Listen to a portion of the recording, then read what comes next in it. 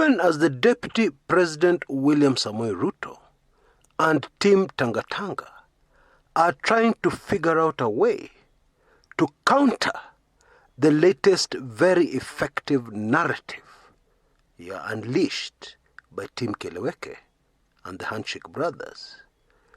Today, 11th January 2021, things got even more complicated for them. You see, for most of the morning, Raila Odinga was very busy at his home in Karen, where he hosted a group calling itself Team One Nation. And a vast majority of people missed the significance of that particular gathering. Because trust me, it is extremely significant in the current battle between Team Kieleweke and Team Tanga Tanga. And especially in the current situation where the BBI has been under a lot of attack from Team Tanga Tanga, who have managed to mobilize the wrath of very many Kenyans against the BBI without even looking at it much more closely, without even bothering to analyze it a little deeply. Indeed, the events of this morning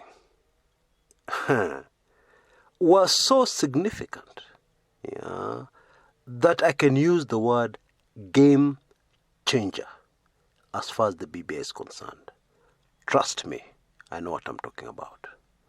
And the main reason was the fact that in attendance at that particular meeting was a man called Maina Njenga.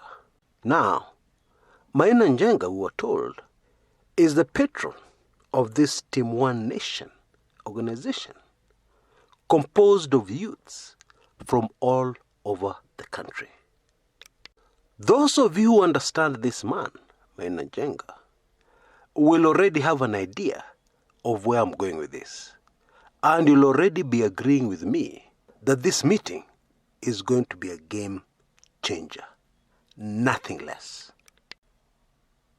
Now, most of the media came out of that particular event, because they were invited, with the headline that Raila is supporting what the president said in Vihiga on Saturday, that it is time that the presidency moved away from the two communities that have dominated this office since independence and now going into 60 years, to other communities in Kenya. In fact, Raila gave the example of Switzerland, where there's a rotational presidency. The presidency moves from one region to another, and so on and so forth. Now, for those who've been following the thread of this topic on this channel, you will know that this is a very good headline for the BBI principles, because it solidifies the narrative that it is time for the presidency to move away from the Kikuyu and Kalenjin community, to other communities in Kenya. A narrative that will be extremely difficult for Team Tanga Tanga to counter. And in fact, so far, in my view, it is clear that they're struggling, to give a proper response to that particular narrative. They're struggling to find a counter narrative to deal with this very powerful new rhetoric that should sweep right across the country, for the simple reason that it is very difficult for members of the other over 40 communities in the country to fail to embrace this idea. In my view, Team Tanga Tanga have made a tactical error, a mistake, because they responded too quickly, and they failed to respond with something solid. And this is my view. I have nothing against Team Tanga Tanga. I'm just analyzing this coldly, Because a more seasoned politician would have kept quiet and ordered their troops to keep quiet and buy themselves time to find the best way of dealing with this new challenge. Indeed, a colossal challenge when it comes to the ambitions of the Deputy President to be the occupant of State House in 2022.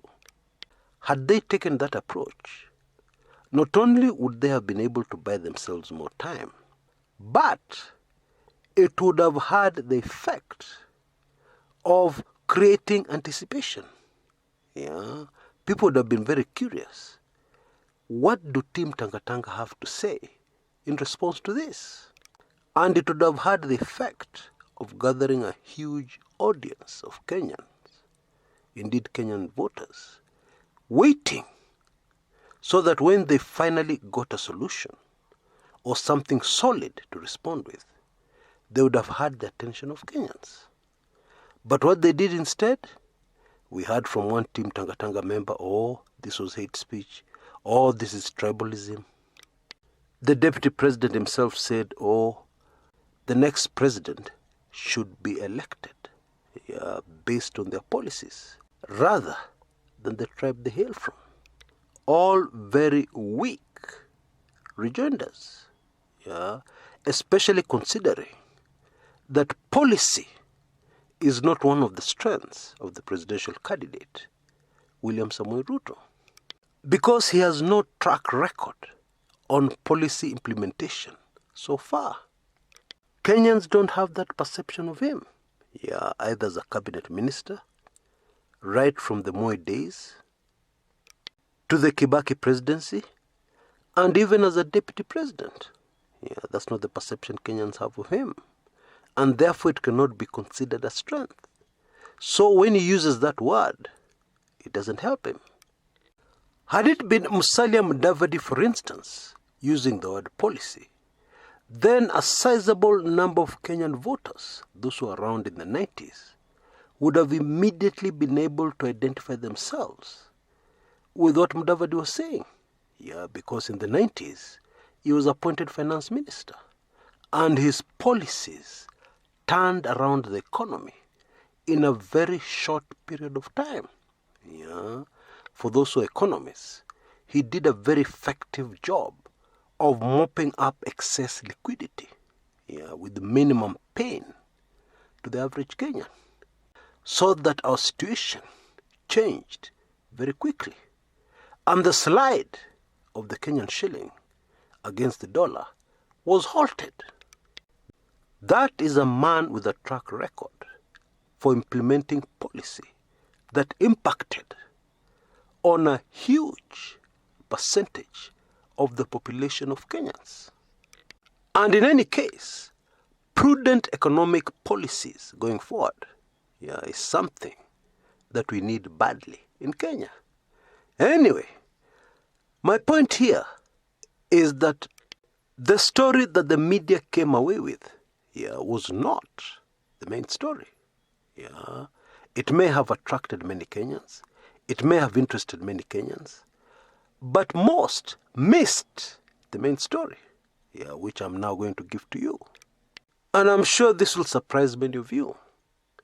The main story here was, wait for this one, Central Province.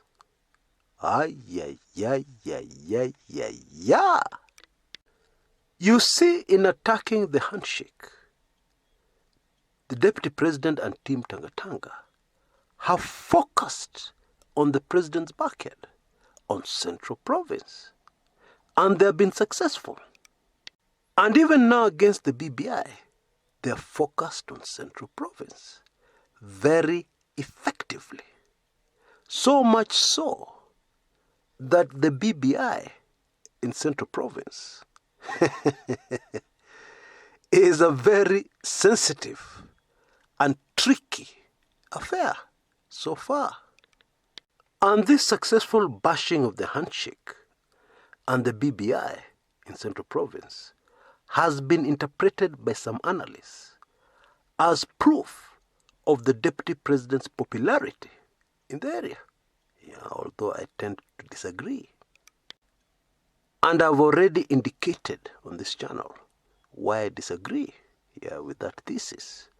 And anyway, let's just say it's a story for another day for those who have missed. Now, let me take you a little back to the year 2019, the tail end of 2019, when Maina and Njenga paid a courtesy call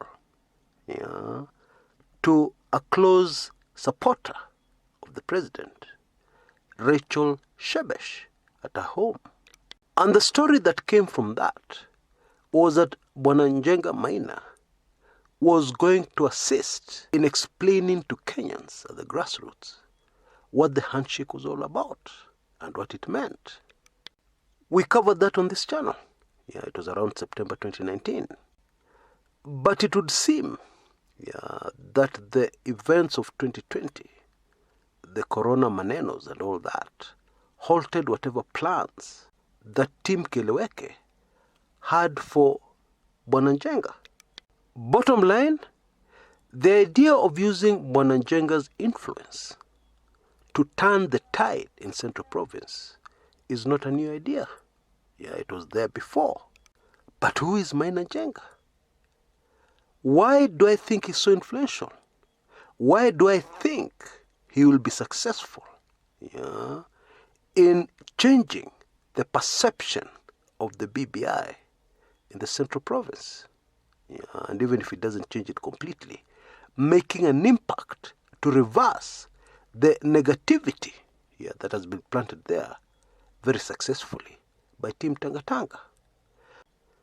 Now, to answer that question, it is important to understand precisely who Bwana Maina Njenga is, what he has done in the past, his track record. Now, what I'm going to do, I'm going to play you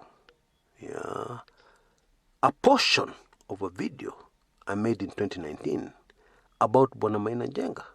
It is very revealing. Listen in, and I'll be back in a moment. Now, Maina Njenga is one very controversial character. Born on January 2nd, 1969, to a man called Kamunya Njoroge, who was the chief chef at Kericho Tea Hotel.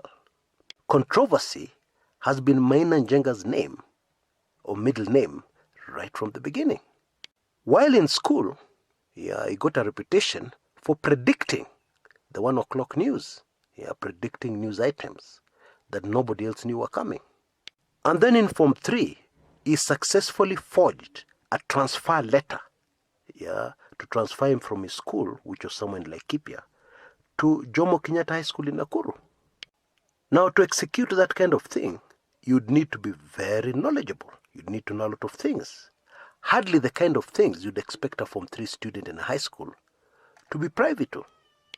Now, it is also no secret that Bwana Maina Njenga is a very wealthy man. Currently, he lives in an 8-bedroomed house somewhere in Kitengela, in a property that sits on, wait for this one, 30 acres. And so the big question would be, why would Team Kieleweke, or what kind of skills would they be looking for from Bwana Njenga in bringing him into the fold, which was done through the Embrace group. Shebesh spoke a few words when she hosted Maina Njenga in her home, and of course the press were invited, and she said that the BBI, or rather the handshake, is seeking to bring in youths so that they can understand what the handshake is all about. Shebesh pointed out that many people have no clue. Why? Because of all the noise being made by Team Tanga Tanga. Anyway, my point is, Maina Njenga was clearly brought in to rally the youth in Central Province. Now, that statement I've just uttered is pregnant with the meaning. And I know many of you understand. What? That's Maina Njenga for you. Now, there's a small detail that's not included in that earlier recording I made. And it is a little sensitive. But I'm going to reveal it now because it's very relevant for you to fully understand why this man is so influential. Yeah, at least one of the reasons. Now, believe it or not, most of Maina Njenga's supporters, countrywide, youths, who you can call on at any time, believe that he has spiritual powers. Now, don't laugh. Yeah, hold your horses. Let me explain. Now, stated in the recording I've just played you that I made in 2019, Njenga got a reputation for predicting what was going to be said in the news. But there's something else that has led this young man, who has convinced them beyond any doubt that Njenga is not just an ordinary human being. And that is the fact that he has escaped death many, many times, almost miraculously, by a whisker.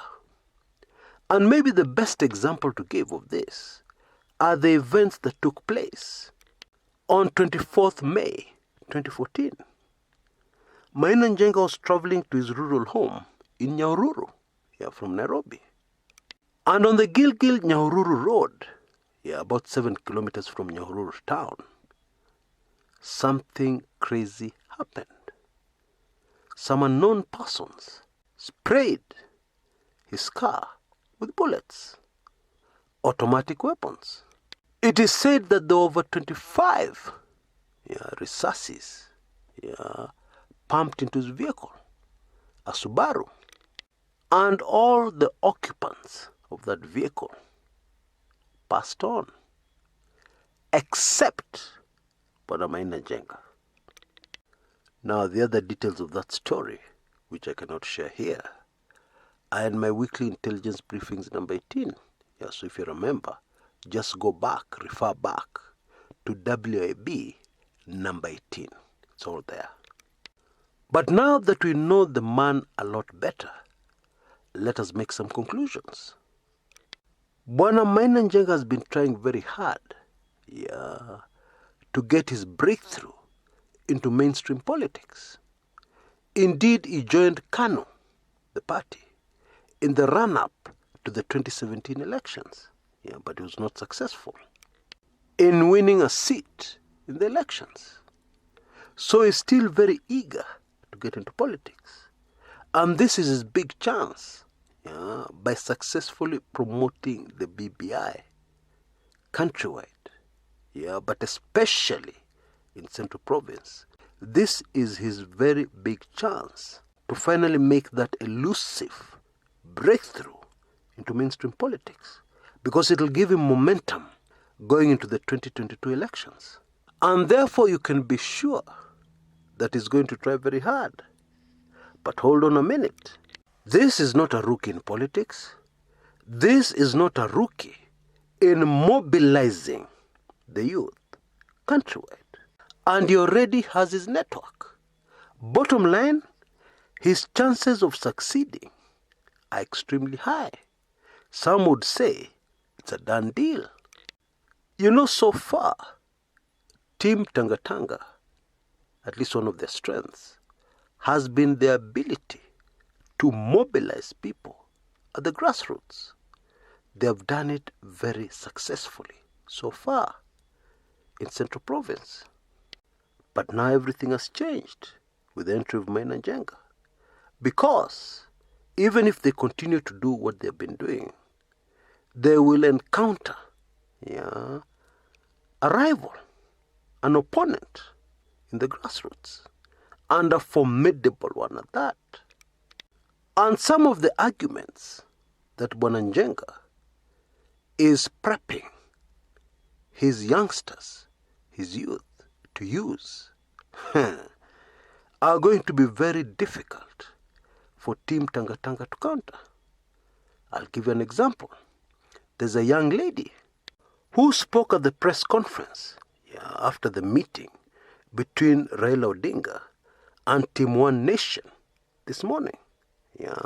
Actually, she's an MP aspirant for Laikipia East, for the Laikipia East seat. And I want you to listen in to what she said. A local vernacular station, I'm not sure if it was Kameme or Inor FM, asked her, to say a few words as to why she thinks people should support the BBI. And she spoke in Kikuyu. Don't worry, I'll translate it for you. But just listen in, because I don't want to be accused of generating propaganda against Team Tanga Tanga. So hear it from the horse's mouth yourself. I'll be back in a minute. Uhoro wa gatatu uri uratuma tu support BBI na tumwire mwithomere BBI ni uhoro wa bururi gukorwo na urumwe hindi ciothe ria twakuhiriria githurano ukoraga ati mundu uria urarutira akonie ndi mugikuyu na ndi na biacara iri Githumo kana ndi na biacara iri kundu kuria kungi ugakora ni urahinga biacara yaku tondu gutire na stability ya economy alafu after githurano ugakora biacara nyingi ni irugamite koguo bururi wako ni urainka hathara nyingi muno ni gukorwo gutire na stability ya bururi koguo ni twauga atiri BBI nirarehe urumwe hamwe ati gutire mucindwo na gutire mucindwo koguo ithuothe ri tugakorwo tukiwaki na harmony koguo ni wega tu support BBI na tutige kuhe aria maratwira ciana ciao macihete mawira ma deputy ambassador no nie muthomu nawe twoka kureherwo hurubaru ni twarega that narrative na twauga atiriri mundu mwega uga ndukanengere mundu thamaki munengere ndwano agwerwe koguo ithu tutikwenda tutirenda thamaki guka kuheo hurubaru turenda ndwano tugwerwe na ndwano ni mawira maria thirikari yatwirire koguo na twa support BBI izwe youth izwe za kina mama tutafaidika na ni undu wa mau manini Ngai amurathime asanteni sana.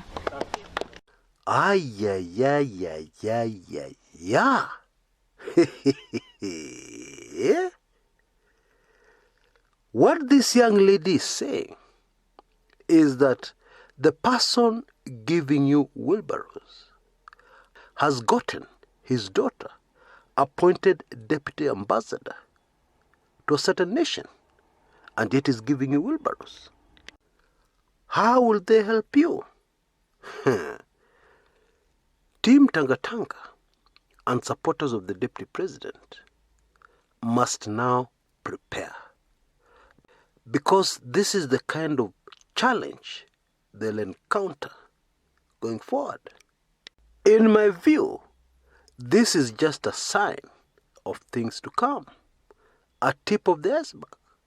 They're going to face hard questions, that are going to be quite a challenge to counter. Even as they remain with this new formidable narrative that has burst into the scene, of it is time to give the other communities a chance at the presidency, which they are yet to respond to effectively. I believe supporters of the deputy president, let's put emotions aside, will agree with me that going forward, it's not going to be business as usual. Now, if you've enjoyed our show today, please remember to like this video. If you're not yet a subscriber, please remember to subscribe. Both actions help this channel.